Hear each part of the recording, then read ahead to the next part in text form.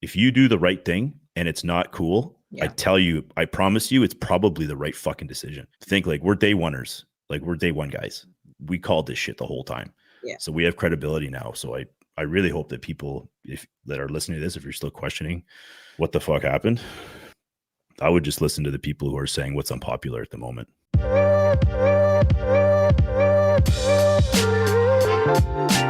Welcome to the Freedom CEO podcast. It's about becoming the chief decision maker over your life in order to step into a life of freedom. From business, health, wealth, charity, and giving back to just doing life on your own terms. I am your host, Shay Invidiata. I am an award-winning activist, change maker, and a multifaceted impact entrepreneur with over a decade of experience in business, philanthropy, and health and wellness. In this space, I'm going to be bringing you insights, not just from me, but from incredible thought leaders around the globe to help you start making decisions towards living a life of freedom so you can live a life you love. Are you ready, guys? Because we are going all in. Today's guest is a true heavy hitter. The height of COVID and mandates led to a profound impact on his life and his wife's life. Not willing to comply, Mike Rapson put down his badge and left policing after 17 years of dedicated service. Mike's wife, Jen, her career as a pediatric nurse of 9 years also came to an end during this period.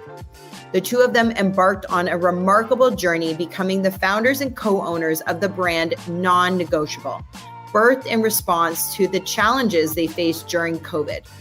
Non Negotiable is a brand built on the foundation of providing solace and belonging to those who have felt isolated, lost, or forsaken.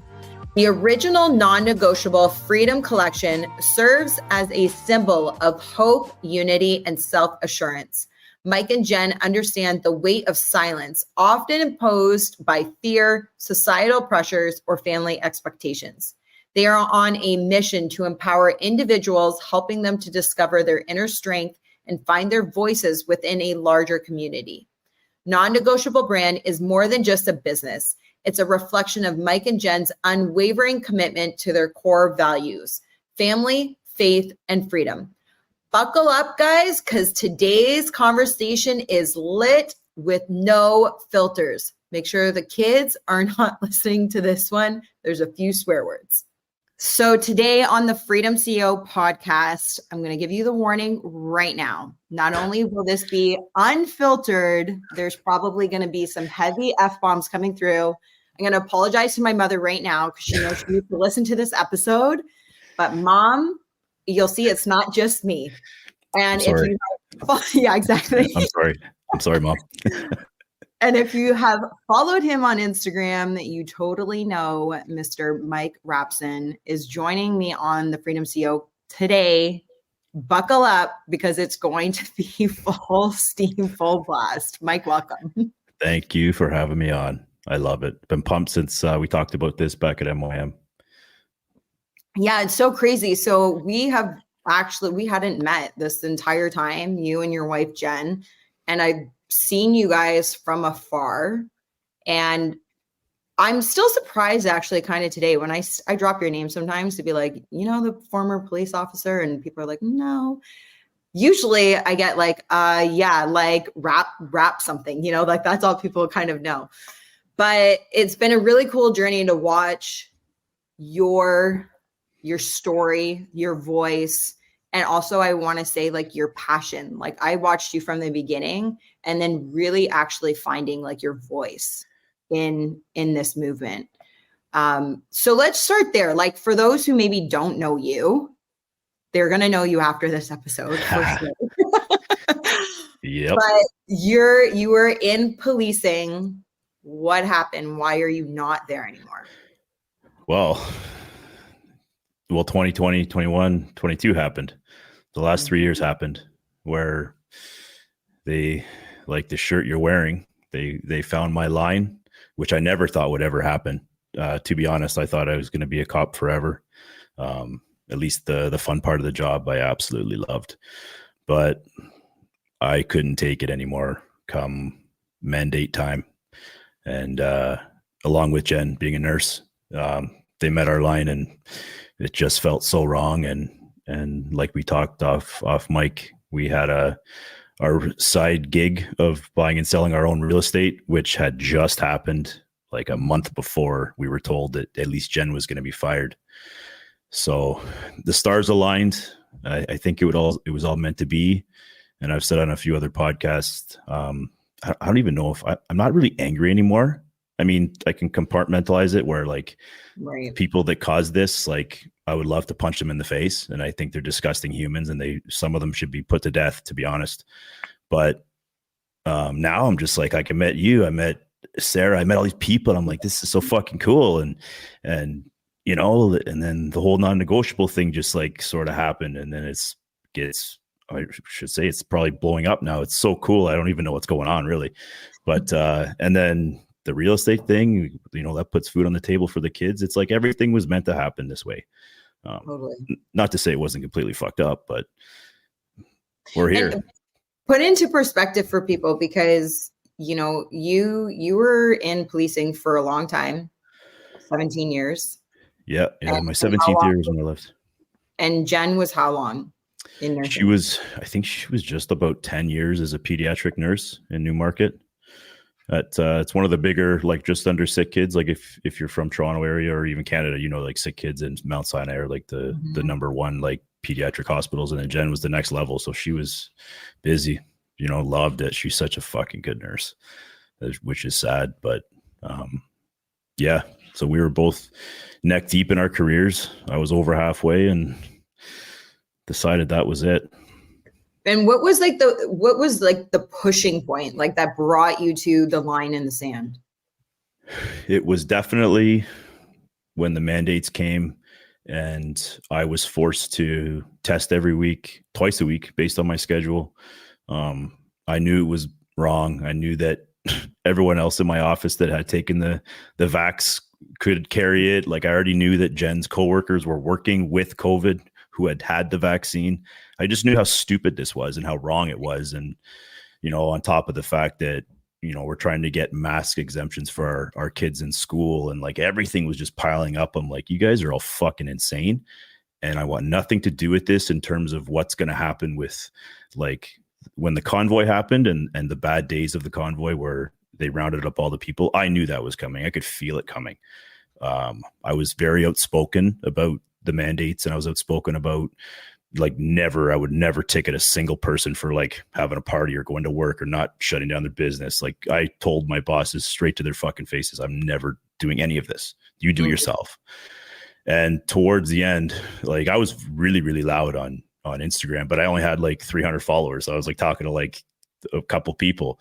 Right. And like, I didn't hide that I was a cop either. I think the quitting is what sent my message over the edge, but I was yelling from the sky, and a few bosses came up to me separately, not even knowing that they reached out to me, and they're like, Rapper, they're watching you. You better watch it online. They're going to fire you. I'm like, fuck, bring it. At this point, I don't care. Right. And then I quit. So it didn't even matter. But. And how did when obviously I'm sure that wasn't like a shock, but how was your decision to resign from something that, you know, as you just mentioned, you thought you were going to be a police officer for life, 17 years. That's like, you're set up on the cushion there. Like you're getting up there in your years. What type of effect do you think that had on the rest of your, you know, not just even your unit, but like where you're stationed? Like when I decided to leave? Yeah. It was mixed. I had a lot of people that were super happy and proud of what I did. I had some people that were angry, which was funny because like at work, I was always the lippy copper. If a sergeant came in and said, we have to do this because the community wants this, or some political dog shit decision, I'd be like, we're not doing that. I'm not doing that. That's stupid. And I'm just going to go arrest people because I'm not here to, you know, write tickets to nice people or do stupid shit. So I was always pretty mouthy. So I'm sure a bunch of bosses were happy when I left, but yeah, even people that always enjoyed my because I would stick up for the boys and girls. Like I didn't care. I was always sticking up for like, you know, the guys and girls at the bottom. And then, you know, I guess when I spoke up and I ended up getting a voice and a following, those that disagreed with me all of a sudden didn't appreciate my personality and the fact that I speak up when it needs to happen, even if it's gonna fuck me, or I was never getting promoted, not a chance.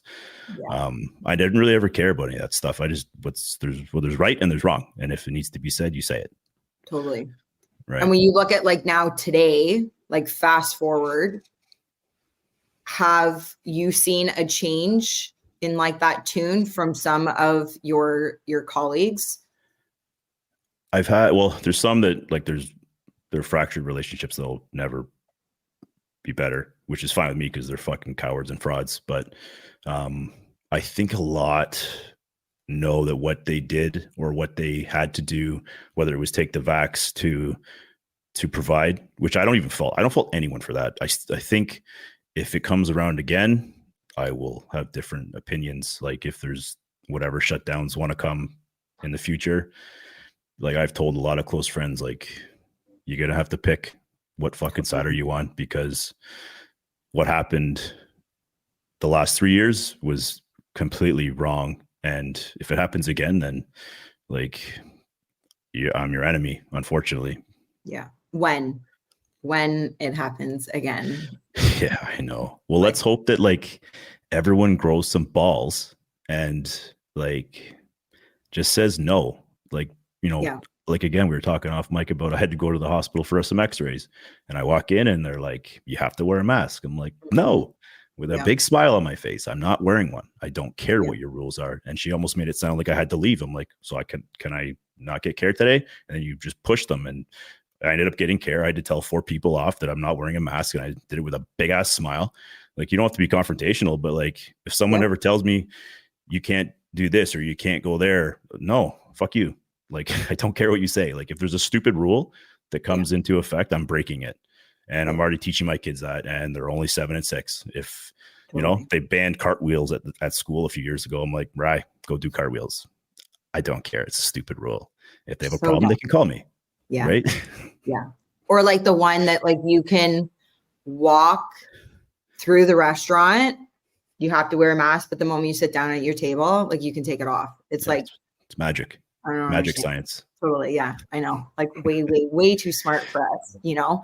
But I say when, because I mean, not even that I have to ask you, we know that really the past few years was like the first test, you know, just to see how far, how quick we can push, control humanity.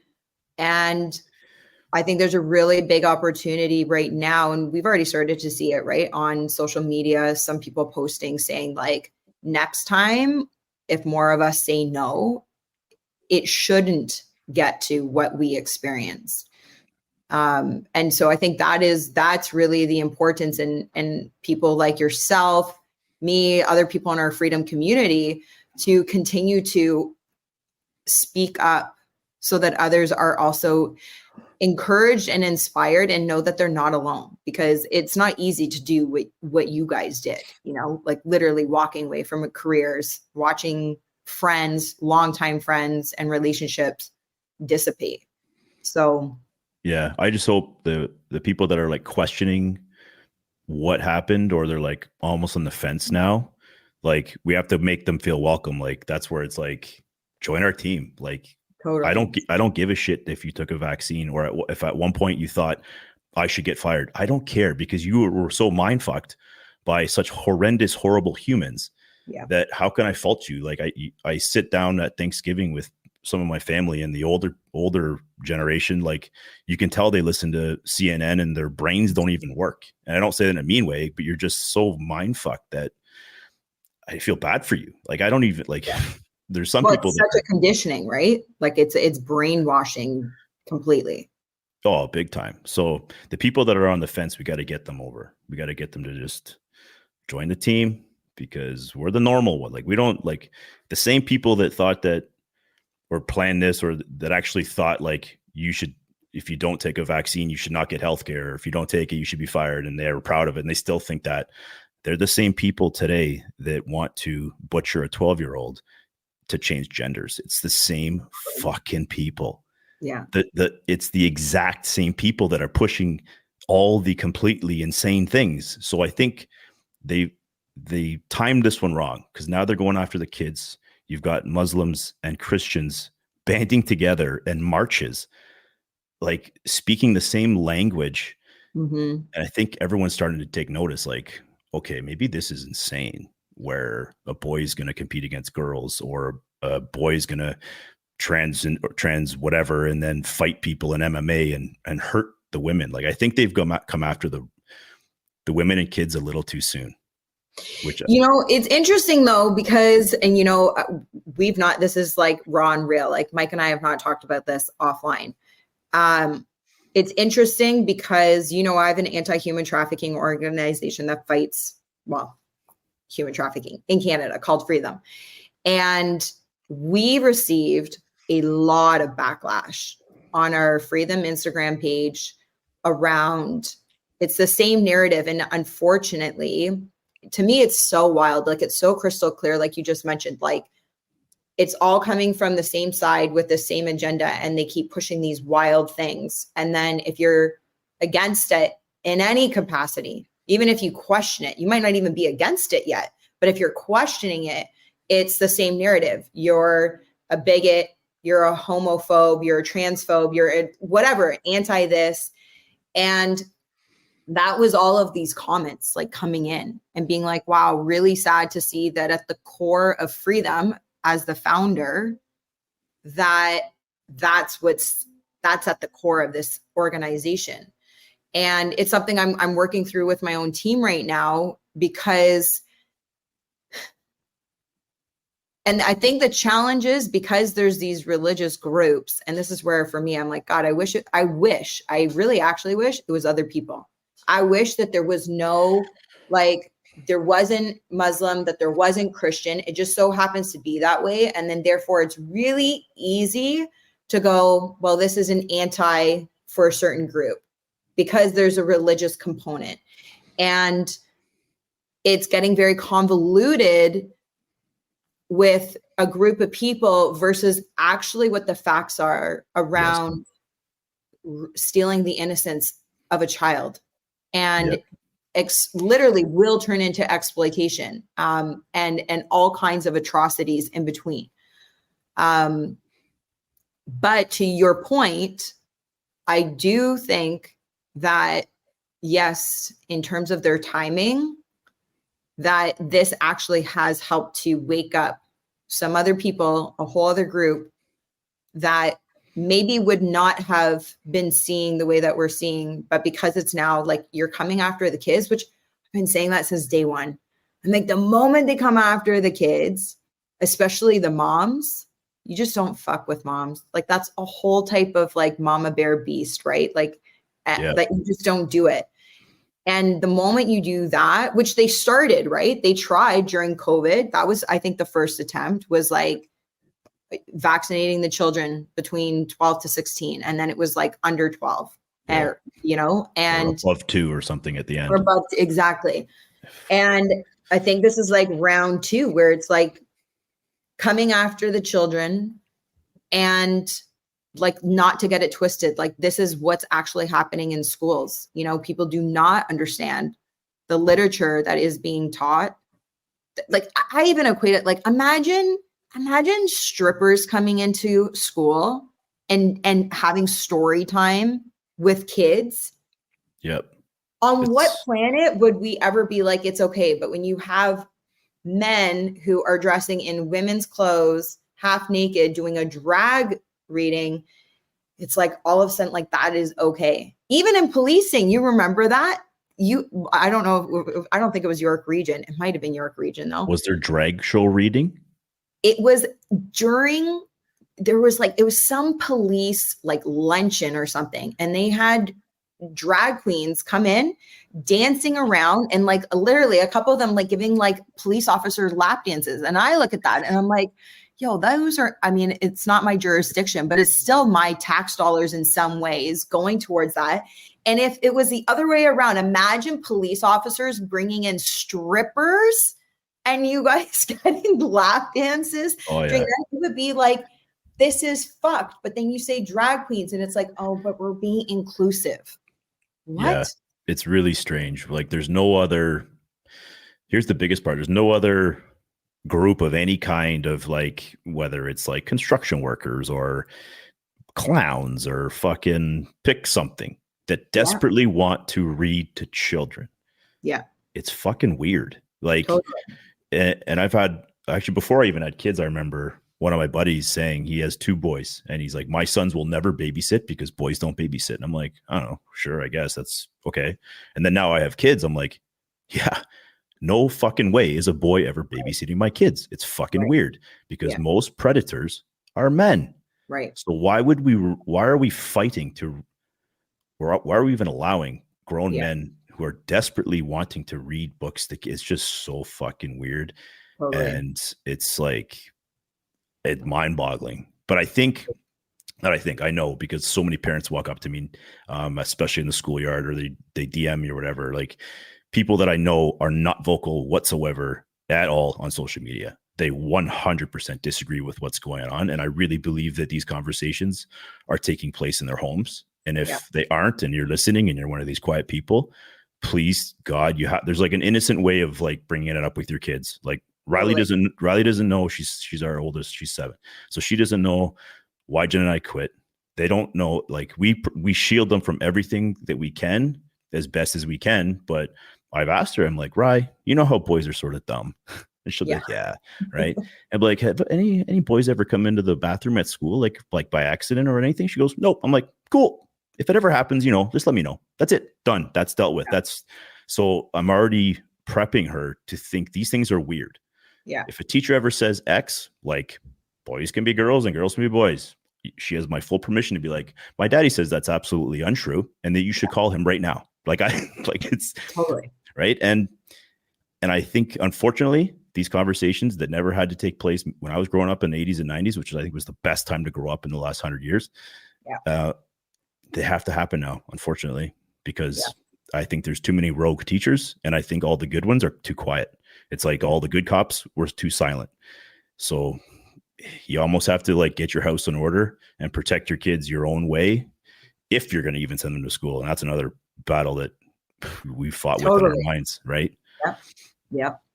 Well, and as like you're talking, I also feel maybe for some people listening, and just in light of what I shared with you at that march, it's like missing the point. Like when I was younger, I don't know, when I was like, I lived in Vancouver when I was maybe 23, 24, but like I worked at a drag bar. Like literally, I worked at a drag bar every Saturday and Sunday. We would have huge brunches, drag shows. I was a server there. I lived in Gay District. I didn't just work there. I lived on Davie Street in Vancouver. Like so many of my peeps and close peeps of mine are gay. Like this is not, the issue is not around drag, trans, whatever, right? This comes down to the kids. And that's why I'm like, I feel like even for some people maybe tuning in, I'm like, you should know this. Like I'm like in that world, not like as much now, but like I like have no issues with that. And that's like not what we're talking about. Yeah, no, not at all. My older brother's gay. We have his full blessing. Take your fucking kids out of school every single June. Pride is not what it used to be. He used to DJ downtown Toronto. We would go down, support him at the Pride Parade. Yeah. Not a fucking chance would I be going down there. It is perverted. It's been hijacked. It's not what it used to be. Every gay person I know is against this stuff. Yeah. This has nothing to do with who you want to blow or who you want to fuck. It's like, I don't care. Do whatever you want. Yep. And as long as it doesn't involve kids, do whatever you want. Don't care. If you want to, if you're 30 and you want to chop your dick off, have at her. Go for it. Right. I honestly don't care. That's irrelevant to me in my life. All right. But like you said, I think you said like our babies are like, they're pure. They're like, like once they're older, that's gone. Like the world affects them. Things suck. All the adult things happen. Like my 6 and 7-year-old, as best as we can, like I want them to be innocent, pure, like awesome kids, like enjoying life without worrying about money, fucking weird adults. Like they know that Here it is. Yeah. They know that strangers, you got to stay away from strangers. They don't know why. They don't know that they're going to abduct them and kill them or rape them. They don't know any of that shit. Yeah. Because that's fucked. You don't tell them, you don't expose their minds to this crazy, horrible shit. Like you've been doing against like the child trafficking, the shit I saw at work. Like they thought, oh, daddy's a cop. Cool. Yay. Cops and robbers. Never any of the really horrible bad shit. Yeah. Because they're fucking kids. Totally. You have to like in a child appropriate way. And as they get older, you layer it, right? Like I always say, it's like no different than like reading. When you first start to read, you're learning all the 3 and 4 letter words, right? Like you're not learning the hard stuff in the beginning, and you have to build and as you grow and as you get older, that conversation starts to evolve and you can layer that in. But it is so, and I love how you and Jen are navigating this as parents, because one of the things I talk about often around human trafficking is you need to empower your children. And so you have to be having these conversations. And I've been doing this for 14 years in Canada, talking about this, saying, if you're not having the conversation with your child, I guarantee you somebody else is. Yeah. And that somebody else may not have your child's best interest and maybe the first thought of perversion, of twisting it, of exploiting it, whatever it is. And so we can no longer be afraid or wanting to, I'm going to say, shelter them even, because you're actually doing the harm by not having this conversation. And also by not having the conversation, your child then does not know if they could actually come to you if something seems off or weird, or maybe what mommy or daddy wouldn't agree with. Right. And so you've laid the foundation so that anything that your daughter might see, she's going to come to you and be like, I don't know if this is weird, but this is what happened. Is it weird? Is it not weird? Like that line of communication is so powerful that you guys are doing. And that she's not afraid to now come in and speak to you. Like as a parent, that's crucial. Yeah. And I hope it never changes, because like, it's funny. She's like, I have a boyfriend. Fuck, I can't remember his name is. I'm like, oh yeah. I'm like, does he know? She's like, no. I'm like, so great. Like, right. Like this is what we're still dealing with. Right. But yeah, like I hope that never changes. And obviously, like, again, like the girl conversation, if she needs to talk to Jen, or even like, like come talk to me. Like there's some conversations like I don't really want to hear, but like, again, like I'll protect you forever. So whatever you need. Right. 100%. Yeah. Mike, you brought up something earlier that I think also too for people listening, because you had mentioned how more and more you believe that this conversation is being had around the dinner table, behind closed doors. You might not see it on social media from certain people, but that these conversations are being had. And for me, it's twofold. One, I don't believe that it's everybody's calling to be on Instagram or Facebook and using their platforms to speak out, to fight, whatever. We all have a different role to play, and we all can't be doing the same things. If we were, nothing would get accomplished, right? And so I think for some people, like they need to have that permission to know and not feel guilty and not even feel shameful that maybe they're not speaking out on their platforms. But what I do want to offer to people is that, and I actually, I spoke at the walk I was at, because obviously I'm like, you want to give me a mic? I'll totally take it, And one of the things I said was, never in my life did I think I would get involved with politics. It's kind of like taxes when you're younger. You're like, that's so boring as shit. I don't want to. But then you're like, oh, if I learn more about taxes, I learn how to keep more of my money. And so that's interesting. And in the political arena with Freedom, it was like, wow, I can do all of these campaigns. I can do these walks. I can do this public speaking engagements. I can speak to the parents. I can speak to students, but I'm going to be on a hamster wheel forever if the change actually doesn't happen at the policy level. And so as much as the walks are powerful because that encourages other people and we're raising awareness, For those that are uncomfortable or do not want to be speaking out publicly, the most impactful thing we all actually can do is contacting the school trust boards, the trustees, and also like the politicians at the counselor level, which is your municipality. Go to the province because they're the ones that handle our curriculum.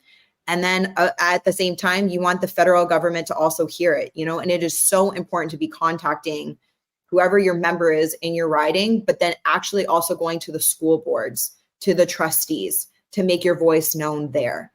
Have you guys done anything like that? Or do you know people who are doing that? I've actually made a lot of phone calls. Okay. So cool. If anybody familiar with Durham region, likely one of the wokest, disgusting school boards and areas. I never thought I'd be saying that.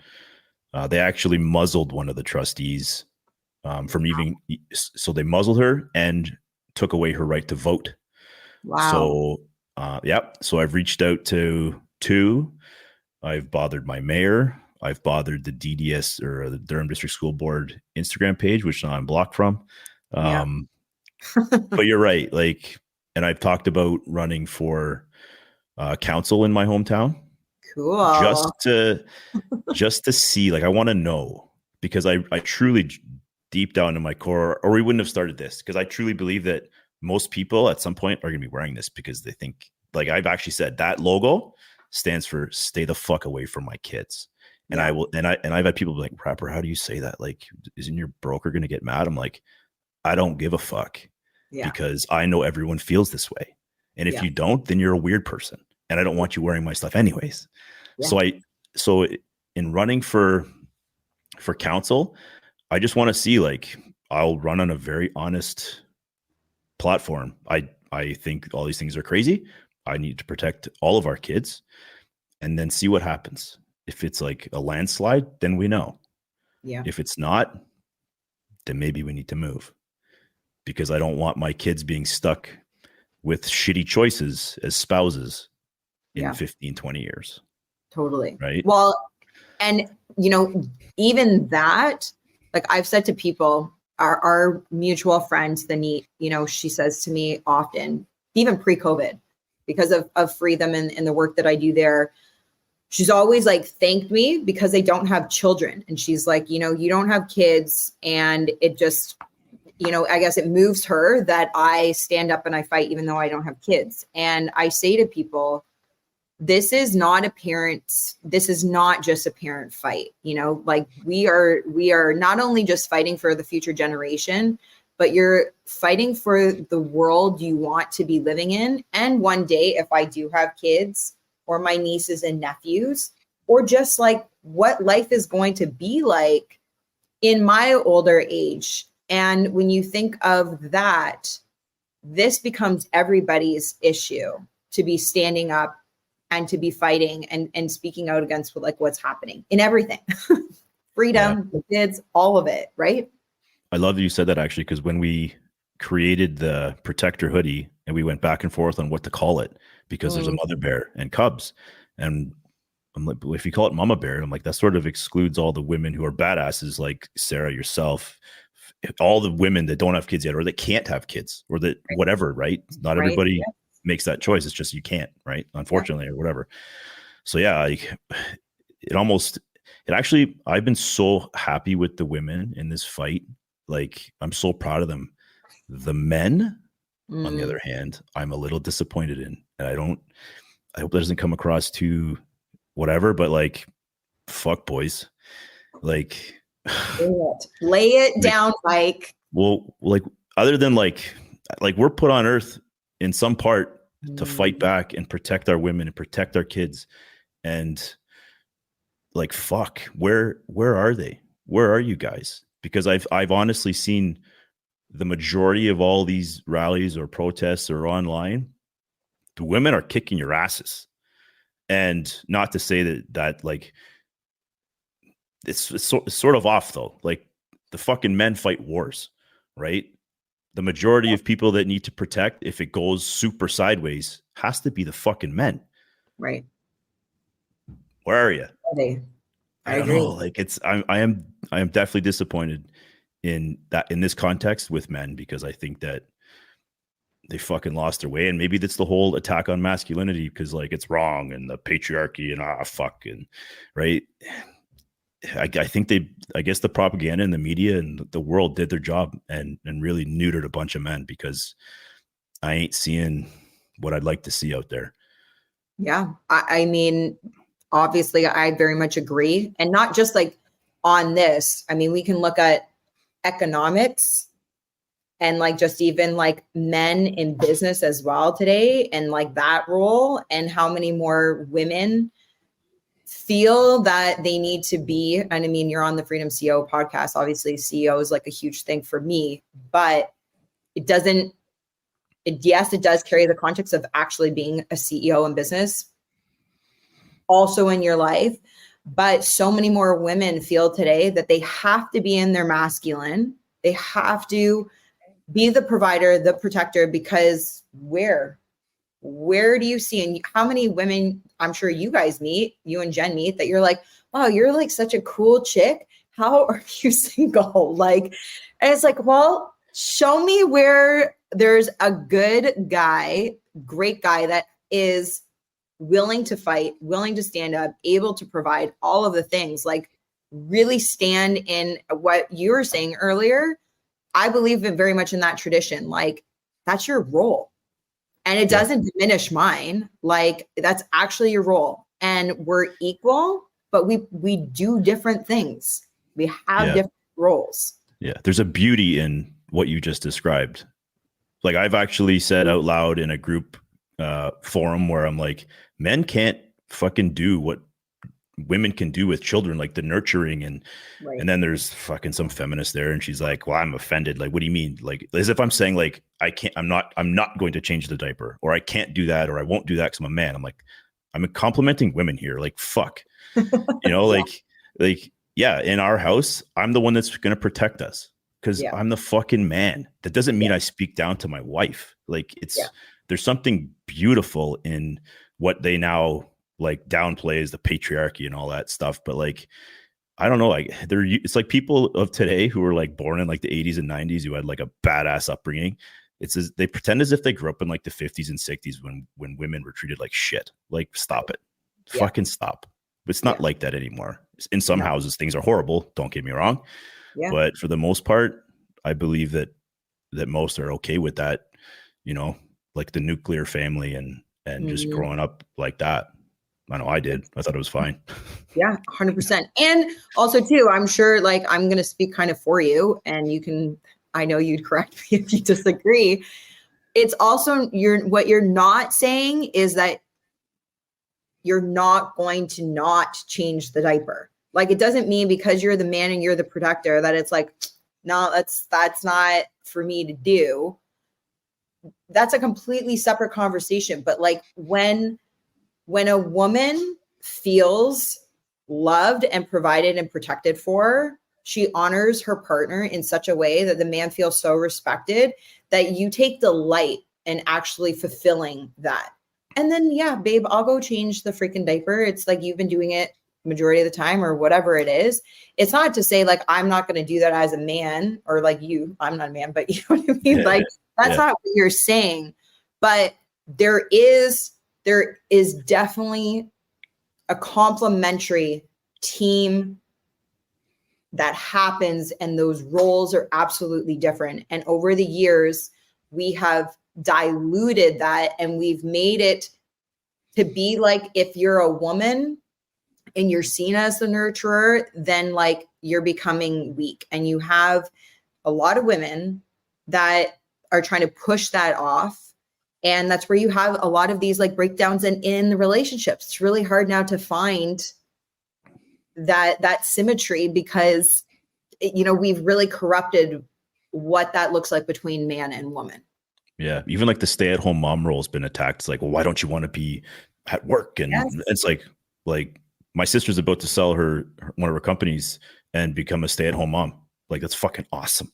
Yeah. Like, totally badass. Like, I don't, it's just sort of, they've basically attacked like the best way of like living a life. So we just have to ignore it, and let's all be badass, and everyone else is going to join the party at some point. because agree. they're realizing that there's some fucking weirdos over there, and they're gonna come to us. I agree. And everybody needs to get some gear. So like if you're watching this, you know what we're talking about. If you're tuning in, we've talked about logos, we've talked about like my shirt. So Mike, what are we talking about? Tell us about the brand that you and Jen founded together after, right? After policing and after she left nursing? Yes. Yeah. It's funny actually. And I joke around about it sometimes, and I probably should do it. There's an asshole reporter from the Toronto area that wrote like a brutal hit piece on me after I spoke on the phone with him for like an hour, and nothing that I told him was in the actual article, except for 2 words that were in my Instagram post that went viral. Was non-negotiable, and the title of his article was "Non-Negotiable Cop Quits Over Mandates." I'm pretty sure it was, and there was that always, it just like stuck in my brain. It never left. I'm like, babe, there's something here, and messed around a bit, made a non-negotiable freedom hat, and then it just exploded. And at first it was pretty much just like, hey, if you want to wear this, especially for the people like we've talked about earlier who are quiet, they're, like you said, not everybody's going to be standing on a soapbox yelling shit or having a podcast or using their voice, but they agree with every single thing that you and I say, or that we believe in, that we have the same moral compass. Like along all major subjects, politics, we all pretty much agree on a lot of things. And if they're afraid to use their voice, then all they have to do is just wear this or wear one of our products, because it stands for something. And I didn't realize how much it actually like meant to people until MYM, and we actually met people in person, and they're like crying and telling me their story and how much they appreciate what we did and what we say. And I'm like, oh my God. And everyone's crying. I'm crying. Everyone's hugging and shit. And like at MYM, and even the Kid Carson one last year, like seeing people in person instead of just like mailing shit and DMs, it's just not the same. And you actually see people, and it's just like how much it's actually impacted people to be part of something, because so many of us were just like, again, couldn't go out to dinner, couldn't go to the rink. It's like we were all like a bunch of nothings. And I think that they feel like they're part of something, and they know that we're never going to cower. Like this logo is always going to mean the right shit, no matter what. Like they can come to me and be like, you can't use Shopify anymore because we don't agree with you. No problem. We'll find another way. Don't care. Don't give a shit. Right. If someone says, I have a problem with this and you're going to lose your real estate license. Okay, fuck you. I'm going to keep going. We'll never, ever cower. Like Under Armour, they sold themselves out. Nike, they've sold themselves out. All these companies they just cater to the woke, psychotic, everything, right? Which we'll never do. And I think people know that. Well, I know people know that. Yeah, big time. And I love your guys' stuff. We're linking everything up to you in the show notes. So wherever you're tuning in from, make sure you click below, get some gear, rock it, tag Jen and Mike in it.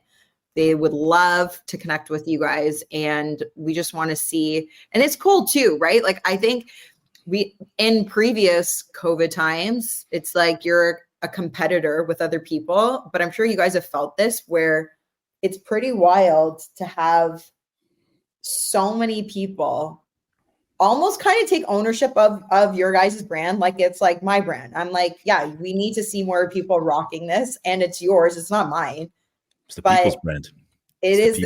I love that. It's the people's brand, but I think for me, it's like you were saying earlier, you're welcome here and you're wanted here, and that when you're wearing this gear, the non-negotiable brand, that's what it solidifies.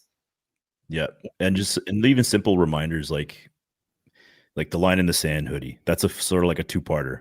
The C21 or what was the one where they banned the gun? C21. They banned so many things and fucking numbers. And so just the gun ban for law abiding gun owners so it's 2-parter. Know your line in the sand, just like your non-negotiables. Like those are concrete. Those are fucking, those do not move. Right. Like behind my line are my kids. Done. You come to it, you're fucking done. It's over. Like it's just a reminder, like don't ever bend on like your core values, like those are yours. No one can fuck with those. Not your parents, not your best friends. Like I've lost family. I've lost fucking really close friends. And honestly, I don't give a fuck because they weren't what I thought they were. So if you can leave the house and even like if wearing it, you feel part of something, and your confidence builds, which I hope it does. That's fucking awesome. That's all I want. It's honestly all I want. And then eventually we want to like build schools and shit and do some really badass fucking things, but like sponsor female athletes and all that stuff. Like that's further down the list. But yeah, just the shit that women are dealing with now. It's just so strange. Just like it's like the Leah Thomas story and like it's just all these like the Riley Gaines, the swimmer, and I'm like, how the fuck did this happen? I know. Like, and we're still fighting for our spot as women again. Yeah, like I'm a feminist now. I'm a real one, like not a fake one that wears like a pussy hat at a fucking at one of those weird marches. You know those and the ones that bark and shit. Like no, like I don't know. I think there's a duty now, like, and especially for the boys. Like, if a fucking boy, when Riley's 15 or 16 or whatever age that the girls and the boys split apart in hockey, if a fucking boy comes on the ice, I'm fighting his dad. Like, done. No, sorry, not a fucking chance is this happening. So, like, again, like people are gonna do like, oh, that's a fucking extremist logo. No, this means like we're protecting our girls. So like we've done hats for an entire girls hockey team that says we are non-negotiable on the side. It's fucking badass. I'm so happy with that one. But like we all have to send the message, whether it's at home, behind closed doors, at dinner, or whether it's supporting the brand, which means something and it'll never change. Or you guys just launched the non-negotiable kids too, right? Yeah. We're actually going to do hoodies for the winter. That's coming too. There's so much coming. And again, like I feel bad for my supplier because I think we've grown quickly enough. And again, this is me speaking as not an entrepreneur or a new one. So I speak right out of my ass. We're sitting at one of the tables at the VIP days and they're like all talking about all these like business lingo. And I'm like, guys, I don't fucking know what you're talking about. Like we're winging this. So I think like my supplier, I drive him crazy because our orders are like multiplying by crazy amounts and we're shipping it out of our house. Our dining room, living room is a fucking warehouse / like our real estate desk. It's ridiculous. So we're trying to do a lot of cool things, but do it right so it doesn't come across as or fucked up at least.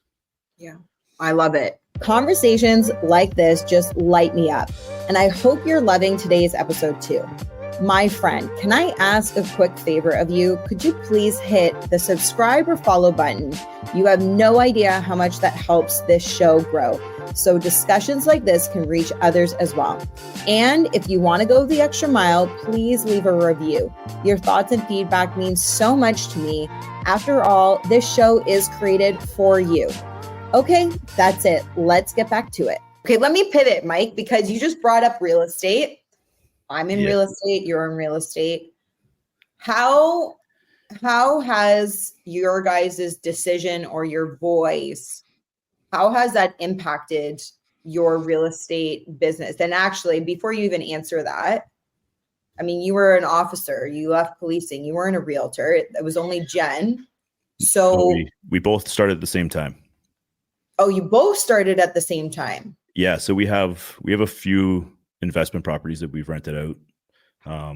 Actually, our first house, when we moved out, we didn't sell it. We rented that. So we've been like buying and selling and renting real estate forever. So it was like, I think it was New Year's Eve, 2020 to 21, when the world was starting to be fucked. We were playing a drunken game of Yahtzee.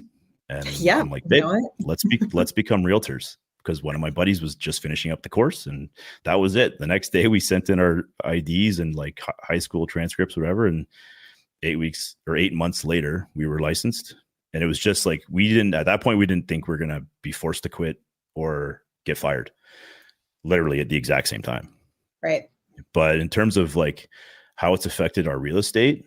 Yeah. And I've used this example. Actually, I used it at MYM with a couple of people who were afraid to speak up because of like financial backlash, I guess. I won't give you a number, but I can tell you that because we spoke the fuck up, we have made a lot more money. Yeah. which is amazing.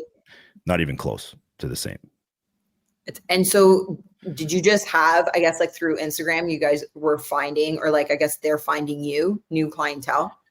Yeah. So we full blown people have had to sell their house, buy houses because we all believe the same thing and they were happy with what we did. And they used us to sell. Like, I mean, I'll say it's a good thing we actually fucking know what we're doing, because that's important, because they could have learned the hard way. But no, we've just because we spoke up, and I think it's again, stars aligned. He's watching out for us. Mm-hmm.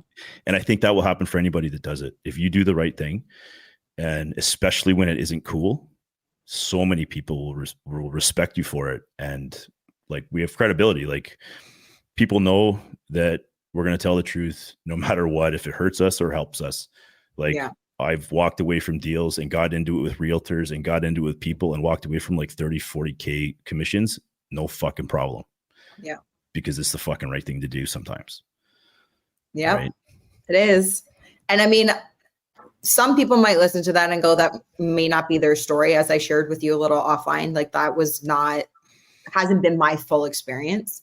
You know, we've lost agents on the Invidiata team because of my viewpoints, or like speaking out, even though they agreed. Like, that's a wild thing, right? It was like, even though they agreed, it was like they felt it was going to be affecting their business. And I understand that for them, you know, and making that decision. But I do very, very much believe that, as you pointed up, you know, he's always watching. And for me, it comes back to knowing the truth. It's not even my truth. I hate that line. It's so dumb. My truth. Like, I hate it. I'm so glad you said that. Yeah, but because it's like, seriously, like, critical thinking, logical thinking. If you're sitting across from me and you have your truth and I have my truth, and they're not the same, so one of us has to be wrong. We could both be wrong, but certainly one of us has to be wrong. And so for me, it's not, I hate that line. And I always say, truth doesn't need a defense, never needs us to defend it. It stands on its own. It stands through any test you put it through. My role is just to present it, and through love and light. That's it. The only thing that will ever change, if you start to see things differently, is your perspective of the truth. That's it. Yeah. Right? Yeah. The whole line doesn't even make sense. Like, it's just some line that some fucking donkey made up because it sounds fluffy and nice and whatever. Like, yeah, but that's the world we live in. That's the cushion, right? It's like, well, if it feels good for you, then, you know, you should do it. And it's like, what the hell does that mean? Where is the actual standard? And according to who? According to what? Right? And that can be pushed into a whole other agenda too. If it feels good for you, talk about pedophiles that want to rape kids, right? Yeah. Like, that's a thing. It's coming. This is the runway. So it's like, if we lose sight of what actual truth is, and it's not my opinion, that's what I always say. It's like, my opinion, Shay's opinion, Mike's opinion actually does not fucking matter. What matters is the truth. That's it. And so that you can test it, you can try it, and every single time it's going to come up. And so, you know, I do really believe that we are in a hard time. Some of probably maybe the hardest that most of us will ever experience in our lifetime. And not even that it's a test, but I do believe that God is faithful and that you will always be taken care of. Doesn't mean that it's going to be easy. You could be like Job years, 7 years of all kinds of hell and shit and losing it all. Like, it does not mean you're always going to make quote unquote more, right? Like, your story is different than my story. But I think the outcome at some point is the same, you know, like not necessarily like in monetary, like our bank accounts are going to match up. But I do believe that we will be blessed. We are taken care of. And like, I really believe God is faithful. When you're not wavering like that and you are confident in knowing that what you are doing is the right thing. Yeah. Especially when it's hard. Oh yeah. Yeah. No, Right? he knows what's right for all of us. And like you said, yeah, money isn't everything. No. I mean, it's fucking great when it makes things better. Like, let's Sure. not be fucking like, without money, you can't do anything. It does this. Yeah. Like money, does money buy happiness? It can make things easier, and then maybe you're happier. Like, but yeah, I think if you're doing the right thing for the right reason, then like we win. And as soon as I quit and my DMs blew up for like 3 years in a row, like at the start, I just telling people, we win. Like I know it. It doesn't matter. Like when Jesus comes back to fuck shit up, I just want to watch all these demonic, sick motherfuckers get it. Like, and I'm not worried about anything. And maybe it's not, maybe it's my faith. And like, I don't push it on people, but I think it's no, but you're rooted. Like you said, it's the truth. Yeah, it's the truth. And like, before I quit, I prayed, and my faith came back to me when all this happened. I sort of walked away. I was like one of those kids who was like forced to go to church, didn't know why. No one really explained anything to me. But like, as soon as I was praying about, like, I'm like, I need to leave. All of a sudden I just felt peace, like pure peace. Like Jen's like, I'm getting fired. I'm like, well, I'm quitting. She's like, what the fuck you talking about? I'm like, yeah, I'm quitting. I can't fucking do this anymore. This is insane. Everything feels right about leaving, and everything has turned out right. So like, I don't know, you fucking tell me. I think, again, like if you do the right thing and it's not cool, I promise you, it's probably the right fucking decision. Yeah. Just because, think, like, we're day oneers. Like, we're day one guys. Yeah. Like, we called this shit the whole time. Yeah. So we have credibility now. So I really hope that people that are listening to this, if you're still questioning what the fuck happened, like, I would just listen to the people who are saying what's unpopular at the moment. Totally. Well, and even because as you're talking, what was coming up for me is that oftentimes, not every single time, but oftentimes the right decision is the hardest decision. And that's like how you can simplify a lot of things. It's like when you think about needing to extend forgiveness, apologizing, whatever it is, right? Doing that right thing is oftentimes the harder thing. And that's like where is what you need to do. And even on the other side, I always say that everything in life worth fighting for that's worth it is on the other side of hard. Everything you want is on the other side of hard, and I use the gym a lot as a metaphor because that's what most people get. Like, if it was easy, everybody would be doing it, right? But like that dedication and what you want and how you want to feel and how you want to look is everything's on that other side of hard, of like showing up, putting in the time, doing the work, the discipline, sacrifice, saying no. Is it easy? No, but it's worth it. That's worth it. And so in this scenario as well, it's like, if you're contemplating maybe some things that you went through, like, I'm sure your story is bringing things up for people. And when you think about what's the right thing to do, it's probably the harder decision. Usually. Yeah. Like, if you're sitting like at family gatherings and shit, and you're like the one there and you can't talk because that your crazy uncle is going to yell at you, or your crazy aunt or whatever, like, you're living in prison. And not to say you have to gas your whole family, but like, there are people that I love dearly who are not a part of my life. Totally. And I think boundaries are a thing. And I just love the fact that, especially with Jen and I and our kids, like, they see the real us, like, we're real, like I think it's the only healthy way to live, at least. Like, not to say I don't, get into the red wine or fucking act unhealthy sometimes, but like, just like being in a prison within your own mind and not being around people that you feel safe with being yourself. Fuck, man, I would reassess your circle, because that must suck. I agree. Big time. Big time. So, okay, Mike, what's next for you guys? Well, we got a couple cool things coming, some winter things coming. Jen's actually got another venture. We went from like government paycheck people to like just starting a bunch of businesses, and Jen's got something cool coming. I'll let her do that. Okay. But we're so fucking busy. With the real estate, we still got things going on with that. And Non Negotiable Brand's definitely taking up a lot of our time, just because I think we see how important it is, and we just have to do it. So we've got some things coming, even for the Americans. If you got some American listeners on here, we got something cool coming for the Americans. I do. And I mean, I know a lot of them jive with you. So, I identify as an American sometimes.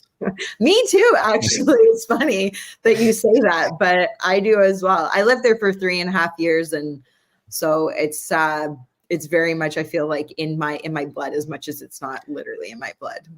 Yeah, we're going down for American Thanksgiving. My sister, because of the world going all fucked, they sold everything they owned up here and moved to Florida.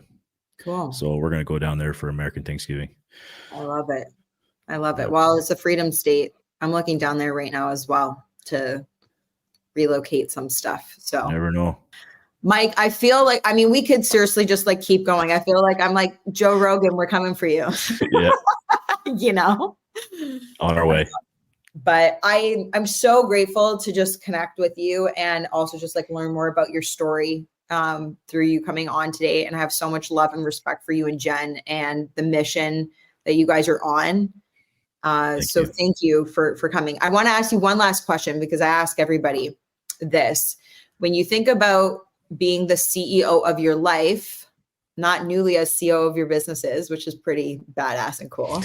Yeah. But when you think about being like the CEO of your life, how does taking ownership over your decisions, how has that brought you freedom? Ownership over my decisions. Mm-hmm. Shit. It's a big one. Fuck. Well, fuck it.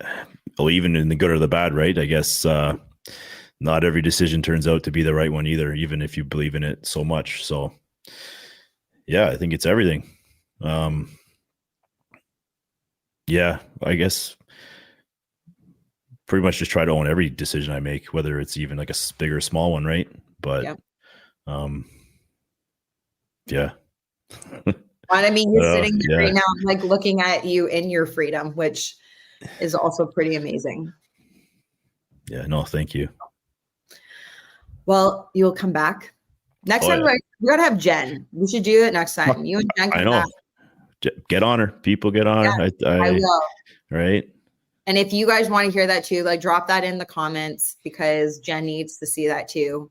And make sure you follow Mike, get some non-negotiable gear, and just drop them in the DMs. They respond in their DMs. So connect with Jen and Mike, and can't wait to have you guys back on together. Heck yeah. Thank you. Appreciate it. Thanks for tuning into the Freedom CEO podcast. If you got value out of today's show, I would love for you to leave a review, as it will help my show reach other people as well. You know what to do. Download this episode, click the like and subscribe button. If you feel like spreading more love, hop over to Instagram and share today's show in your stories. Remember to tag Shane Vidiata and the Freedom CEO.